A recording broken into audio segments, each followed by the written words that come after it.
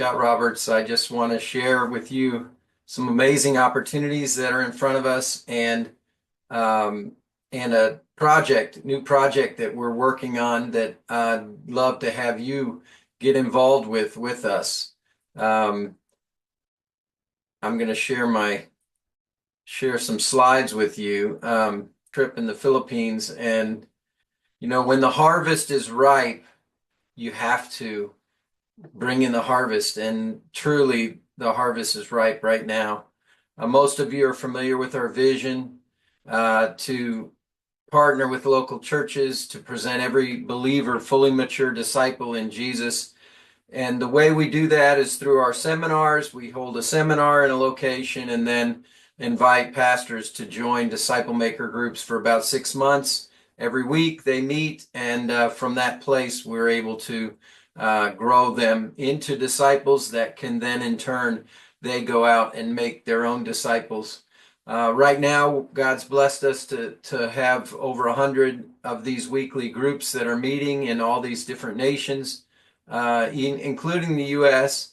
We've got about 600 people that are in our weekly groups, and exciting development. We're actually raising up Native missionary movement, and so all this, God has challenged us in January to raise up. We've got a vision 2035 in the next 10 years to raise up 1,000 disciple makers in 20 different countries.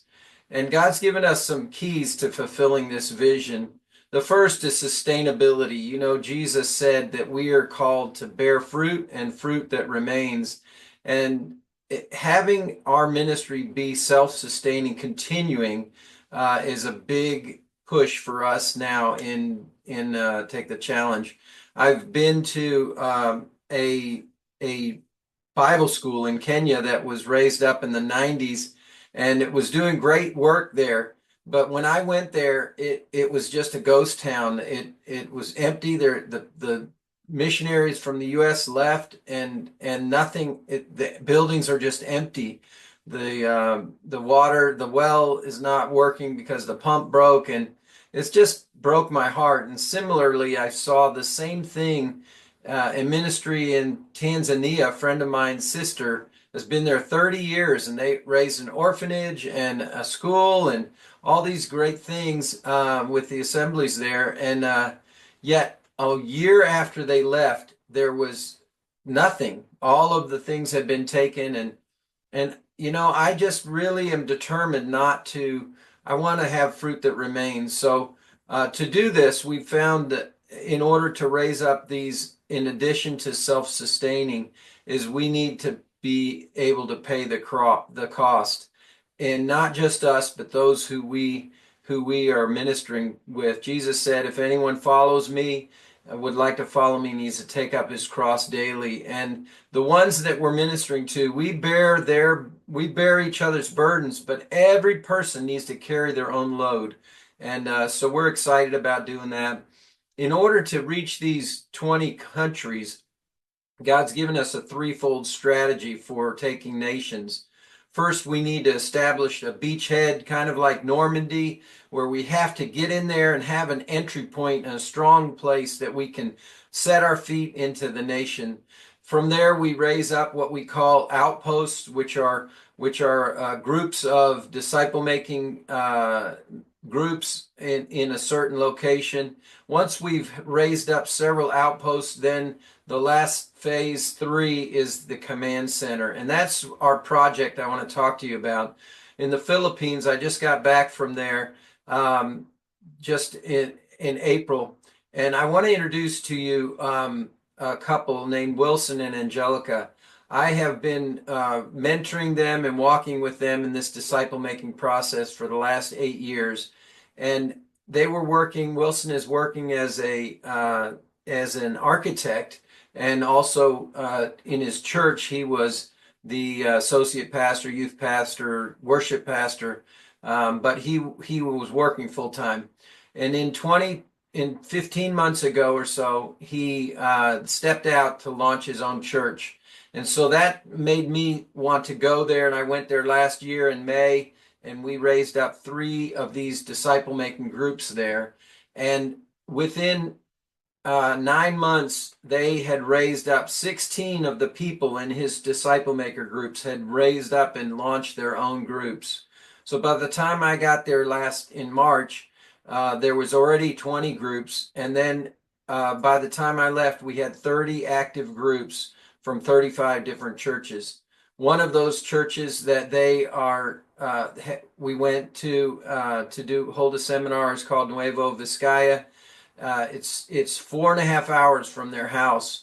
And after we signed up 30 people to join groups, they just had a passion to go. So every Thursday they get their kids to school and to daycare, and then at 8 o'clock they drive 4.5 hours, have lunch, and then take and lead these 2 disciple maker groups, and then drive home and get home at 9 o'clock. That's the kind of dedication that we see in Wilson and Angelica. The movement there has been expanded. Here's a picture with Pastor Hill and his disciples from his church, his leaders. Pastor Hill connected with us right before in February, and he's the leader of one of the leaders in the Filipino Council of Evangelical Churches. They have 91 denominations and over 2.4 million members. In the area that he's working is the pastor's growth and development.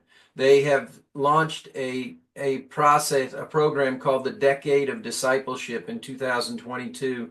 And when he was introduced to our disciple making process, he was very excited about rolling it into the PCEC. So much so that he's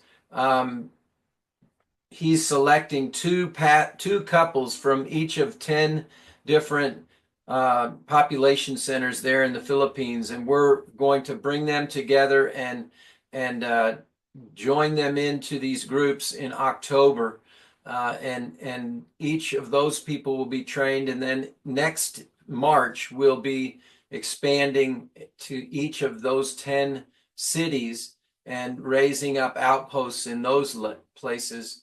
And he actually joined our online disciple group. This morning was our first one, and we have 3 different groups from people that he's invited. There's 7 couples from across the Philippines, and Pastor Hill and another pastor from Hong Kong in these 3 groups. And those groups are starting just this week, and in October we'll be going to those 7 locations across the Philippines and raising up these disciple maker outposts. So you can see there's a lot of things going on in the Philippines, and that's why we're have our new project, the Philippine Command Center. We've got so many different opportunities before us. The harvest is ripe, and we need to have a director that can take these opportunities and run with it. And so for $10,000, we're able to pay an architect's full-time salary to bring Wilson on and his wife Angelica as our directors in the Philippines. And for $15,000, we're going to get a vehicle that they can travel, and our other team members can travel to different places in the Philippines to maintain and fulfill the vision that's before us, so that we can see this harvest brought in. And that's where it comes to you. I really would like to invite you and even challenge you to partner with us in this great harvest. We're looking for $25,000 by July 1st in order to raise up this directorship and to start this command center there in the Philippines.